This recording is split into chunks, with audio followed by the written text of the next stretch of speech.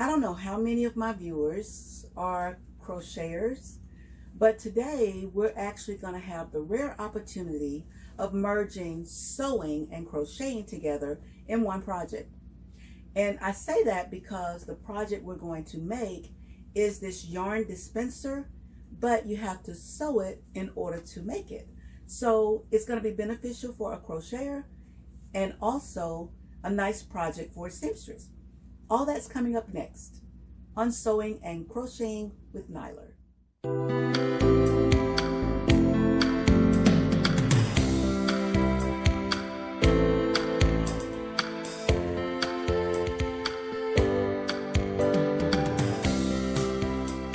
To do this project, I'm actually working with some fabrics.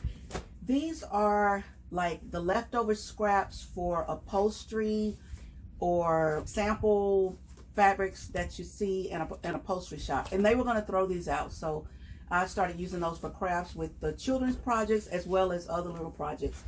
And so here's my yarn that I'm actually going to be making a dispenser from. Of the fabrics, I'm going to find a couple of them that I won't mind using. I think I'll use these two. They're fairly pretty, so I'm going to use these two right here. In the way we keep the yarn, it comes out of a little hole here, and you have a velcro opening to put the yarn inside. So what we have to do is measure. Now this one is measuring about 9 inches, and if you measure the yarn, our yarn is measuring about 9 to 10 inches. So we're going to grab our fabric. Now mind you, these particular pieces have a paper on them, and I can't pull them off. So I'm going to end up cutting this piece off here. So that's going to give us these two pieces here. So now you want to take these two pieces and you want to sew them together with right sides together. Now if you want to finish it off, you want to go ahead and serge this, so I'm going to do that now. Okay, to give it a professional look, I went ahead and I serged my seam. And like I said, you don't have to do this. It's on the inside. You can leave it raw. But check out my video on how to do different types of finishings. So what you want to do is take your yarn, because yarns are different widths. They're different thicknesses. So you want to take your yarn, and I like to take it and place it in the middle. And what you want to do is fold over about an inch on one side, because that's where we're going to have to attach the Velcro. So I'm going to fold it about an inch and then fold it over. And then you want to do the other side the same way. So you're going to fold over about an inch there on that side.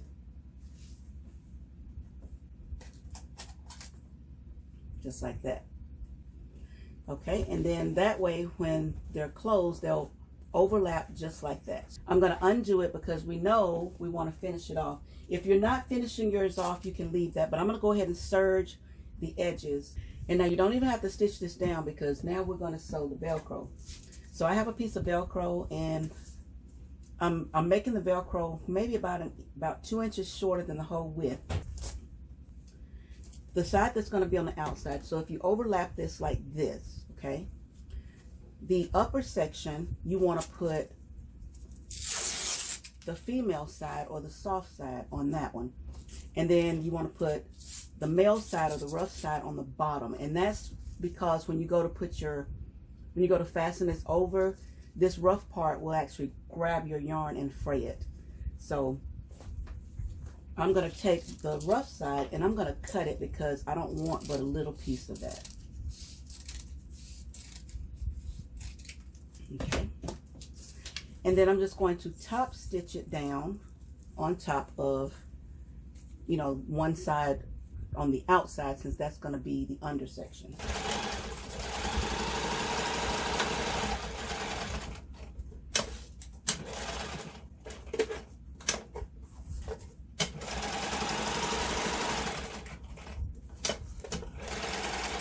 That one sewn on the outside, so you see why you didn't need to hem that, because once you sew that, it's going to hold that down.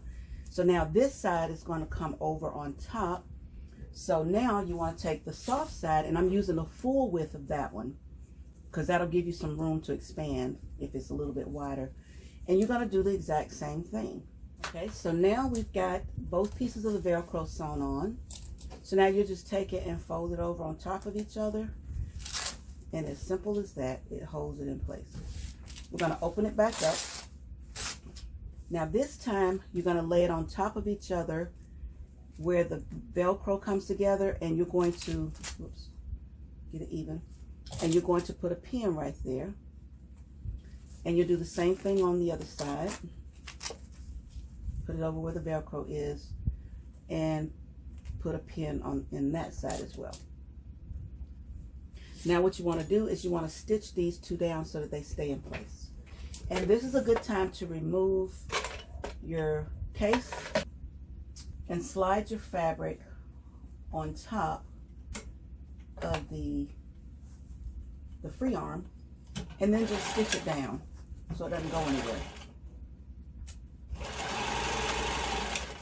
So now you have it where it opens up for you to put the yarn in, but now what we have to do is attach the ends.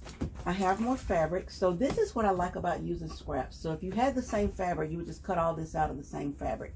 But since I have all these different fabric pieces, I'm going to find one that I think would go good on the end of that one. And look at there, voila, that one.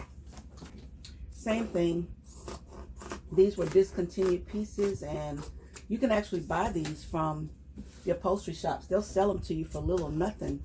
So I'm going to fold this over with the right sides together. I'm going to lay this, take this, and put it on top of my fabric. Then I'm going to take a pin. I'm not going to draw up under there. I'm going to draw on the outside. I'm going to take the pin and line it up with the outside of the yarn, and I'm going to put some little marks. Now, if you were to connect the lines, you would have a circle. Because you want a seam allowance, when I cut this out, I'm just going to freehand it. I'm going to cut out about a half an inch all the way around to give me an extra amount of fabric. I'm going to take our fabric piece. You have a mark here, that's the center, so right smack in the center. You got a mark there. So we're going to take it, line it up, fold it in half, just like that. And then, take your scissors and put a couple of clips right there. Do the same thing on the other side. And now I'm going to do for the end pieces the same thing I did for the actual holder itself. So you got two folds here, so you want to clip each fold. And then you got two folds here. You're going to clip them as well.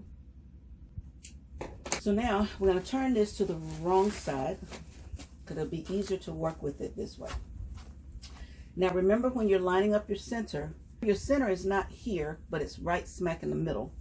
So we're going to take one side, one clip, and put a pin right there. And we're going to take another clip and put that clip right there to match that one. We're going to take the next clip and put it on the seam like that.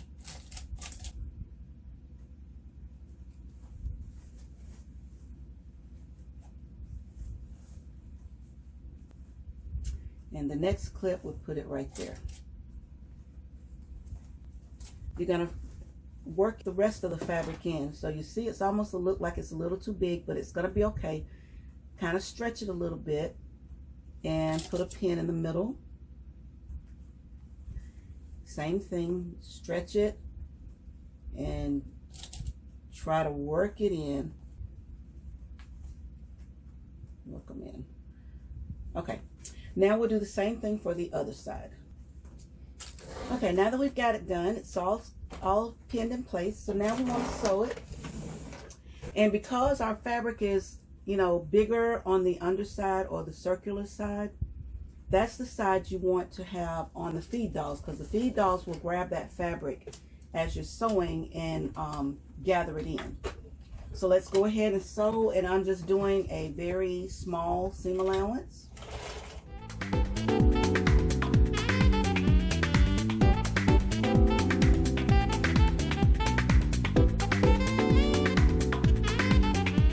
Okay, now we've got the ends in, and you can see it's all serged. So now what you want to do is just open it up and turn it to the right side, just like that. But now there's one more thing that's left to do. You want to add a buttonhole or a hole in the center. So you find the end that you want to use, and I'm only going to use one end. I'm going to fold it in half and find that center mark and put a pin right there. And you can do this before you actually attach the circle to the center. So I'm going to take a piece of the scrap fabric, and I'm just going to cut a little square out. I'm going to take a piece of interfacing. I'm just going to kind of line it up. So I cut a little strip, and I'm going to actually fold it in half to give me 2 thicknesses. And I'm going to lay it on top. And then I'm going to take it and put it on the center hole right here. Go ahead and just, now that I've got that laid down, and this was something I should have done before I actually put them in place. So I'm going to go and iron that down to keep that, you know, nice and secure. Now that I've gone back and corrected something I should have done from the very beginning, and that is to put the interfacing underneath with the scrap fabric. So now I'm just going to turn it, and you can feel the thickness there. So you're just going to work it from the inside. So I want to get my camera so you can actually see what I'm doing. I'm going to go ahead and insert this up under the presser foot. So I've got this under my presser foot, and I'm going to bring it a little forward, put my needle down.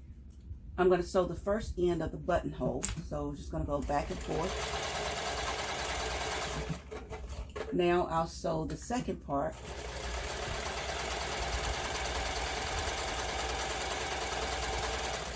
And you don't need much because it's just a little thing of yarn, a strand of yarn that's coming through. So now we'll sew the back end. And now we'll sew the other side.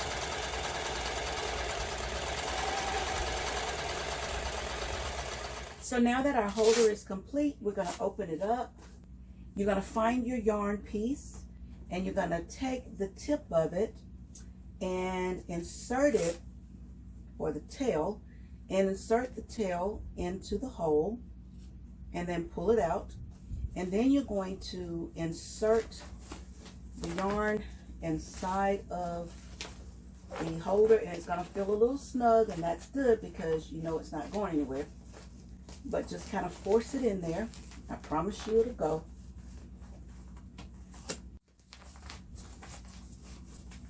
Okay. And then we want to kind of straighten it out. And once you get it in there, just work it on my threads and straighten it out. And then you're just going to take the velcro, which, oops, it grabbed the yarn. That's what we don't want to happen. So now you're going to take the velcro and you're going to close it over and lock it in place. And now you can dispense your yarn from the tail of the holder. Isn't that cool? So I hope this tip has been helpful on how to make your very own yarn dispenser from leftover items in your own sewing room. And I hope you try it. Happy sewing, happy crocheting.